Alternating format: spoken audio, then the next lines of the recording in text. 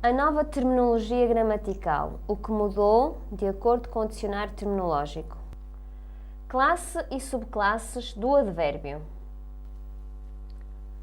O advérbio, de acordo com o dicionário terminológico, a classificação das subclasses deixou de estar dependente de critérios meramente semânticos. Na maioria dos casos, o advérbio passou a ser classificado tendo em conta a relação com outros elementos da frase.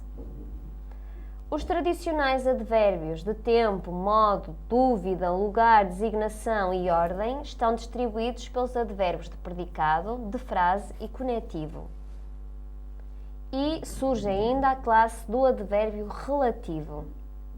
O advérbio, segundo a tradição gramatical, podia classificar-se como advérbio de tempo, de lugar, de modo, de dúvida, de designação, de ordem, de negação, de afirmação, de intensidade ou de quantidade, de exclusão, de inclusão e interrogativo. Com o dicionário terminológico, como já referi, o advérbio de tempo, de lugar, de modo, de dúvida, de designação e de ordem passam a integrar-se nos seguintes advérbios: advérbio de predicativo, de frase e conectivo. Os seguintes advérbios mantêm-se, que é o caso do advérbio de negação, de afirmação, de quantidade ou de grau, de exclusão, de inclusão e o interrogativo. Passou também a integrar-se o advérbio relativo. Vejamos em que consiste cada advérbio. O advérbio predicativo.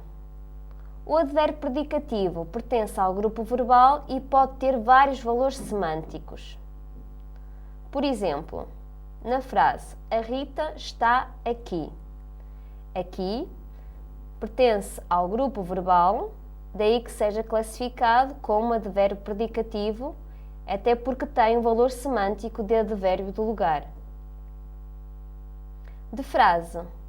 Modifica toda a frase, ao contrário do que acontece com o advérbio predicativo. Por exemplo, na frase "Infelizmente estou constipado". Infelizmente, modifica toda a frase, daí que seja considerado um advérbio de frase. Advérbio conectivo. O advérbio conectivo estabelece relações entre frases ou constituintes da frase. Por exemplo, na frase "Tu pensas que tens razão, contudo estás enganado". Contudo estabelece uma relação entre as frases, daí que seja considerado um advérbio conectivo. Advérbio de negação. Este não sofre qualquer alteração com o dicionário terminológico. Por exemplo, na frase "Eles não conseguiram chegar a tempo", o não é considerado um advérbio de negação. Advérbio de afirmação também não sofre qualquer alteração. Por exemplo, "Não gosto deste livro, mas sim daquele". A palavra sim é classificado como um advérbio de afirmação. Advérbio de quantidade ou de grau. Os advérbios de quantidade ou de grau podem intensificar o sentido de outros advérbios ou adjetivos ou de grupos verbais. Vejamos alguns exemplos. Sinto-me muito mal. A palavra muito é um advérbio de intensidade porque intensifica o sentido de outro advérbio. Ela trabalhou muito. Reparem que, novamente, este advérbio surge a intensificar todo o grupo verbal.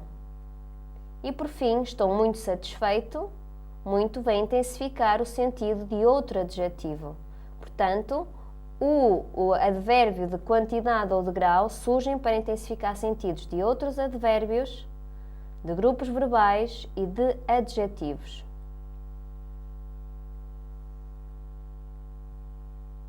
Advérbio de exclusão também não sofre qualquer alteração. Por exemplo, "Só eu sabia a resposta". Só é considerado, classificado como advérbio de exclusão. De inclusão também não sofre alterações. Por exemplo, na frase "Até eu sabia a resposta", até classifica-se como advérbio de inclusão. Advérbio interrogativo também não sofre alterações. Por exemplo, na frase quando partes, o quando é um advérbio interrogativo.